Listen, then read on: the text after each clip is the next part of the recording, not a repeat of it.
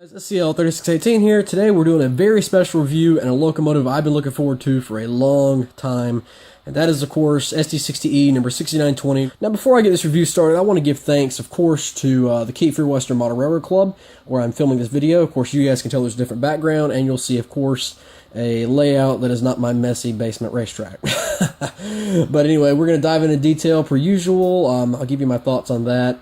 We're not going to waste too much time on that just because I think everyone's going to be doing details, so per usual, we're going to focus on the operation and, of course, the Loksound installation, which I did in this locomotive.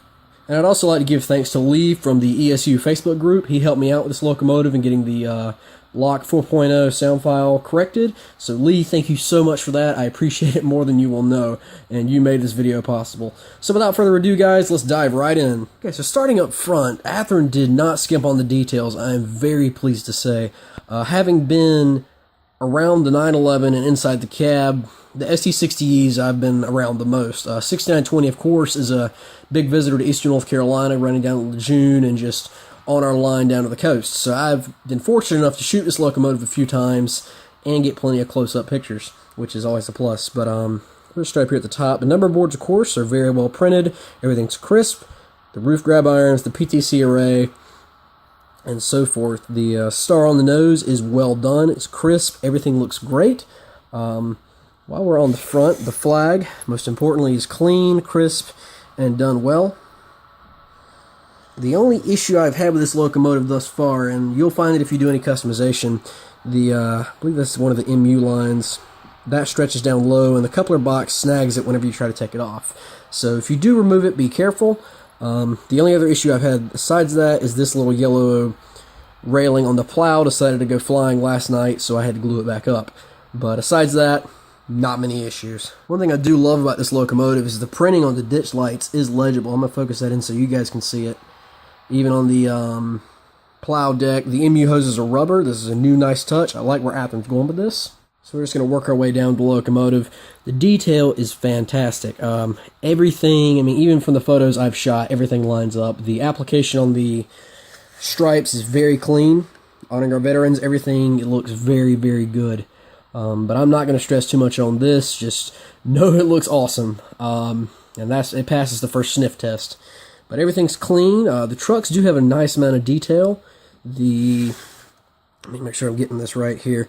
Speed recorder, of course, your brake piping, all that's there. You've got some piping under the underbody. The step lights are hidden back here with a little LED. We'll show those in the video later.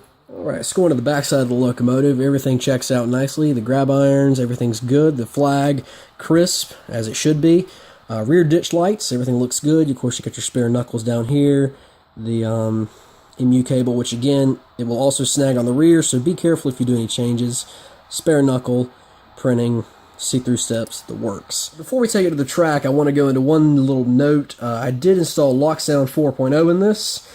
One thing I'd like to point out, if you do choose to go this route, like let's just say you want to put if you want to put 6920's actual horn on there, one thing you will have to note, the light functions are all over the place from the factory.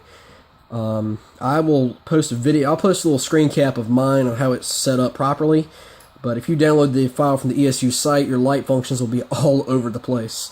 So my best advice, get the select, download the Athearn OEM file, and rock and roll from there.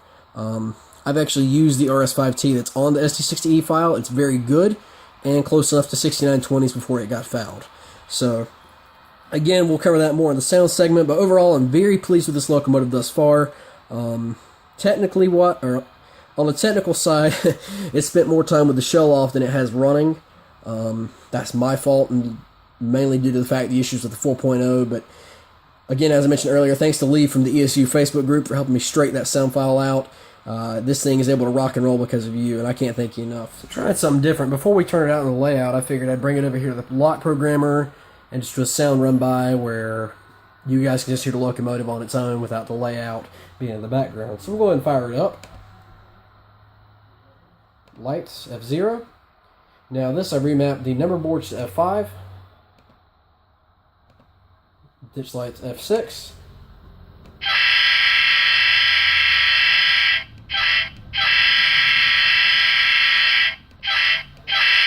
I do need to remap that, or reloop that horn. Bell.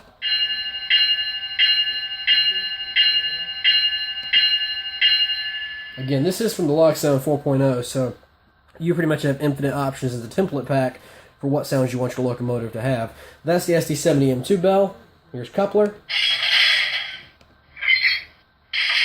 F11's blower fan.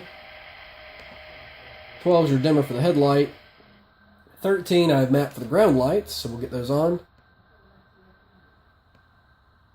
At 15 I actually had a little fun. I remapped just some silly sounds.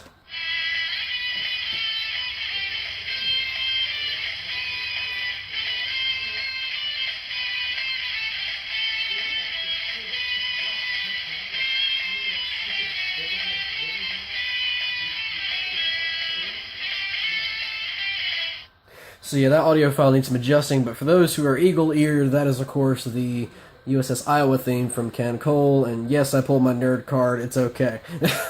Now, function 16 is a little more accurate. Norfolk Southern, milepost 253.1. Track 1, no defects. Now that I put on there, I ran it through Audacity, and of course you can put the custom wave files on the 4.0, so I added that on there from a local defect detector.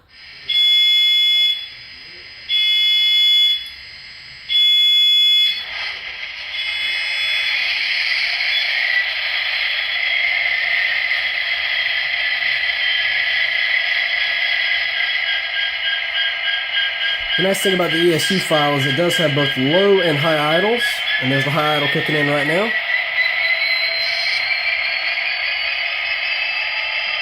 So we'll kick on drive hold and notch this thing up.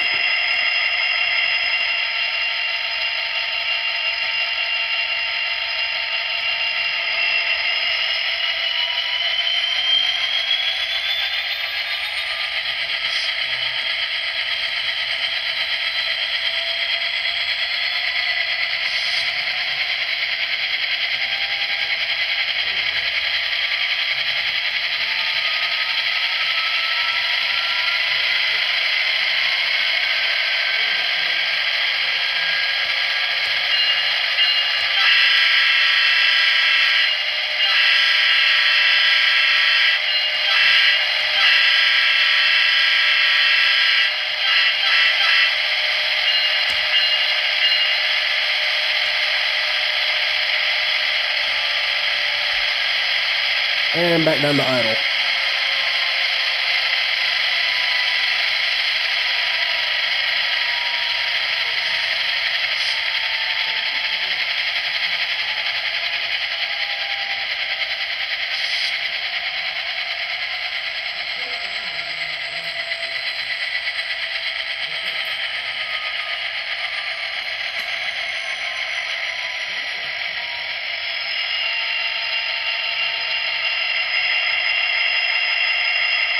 And shut down. Now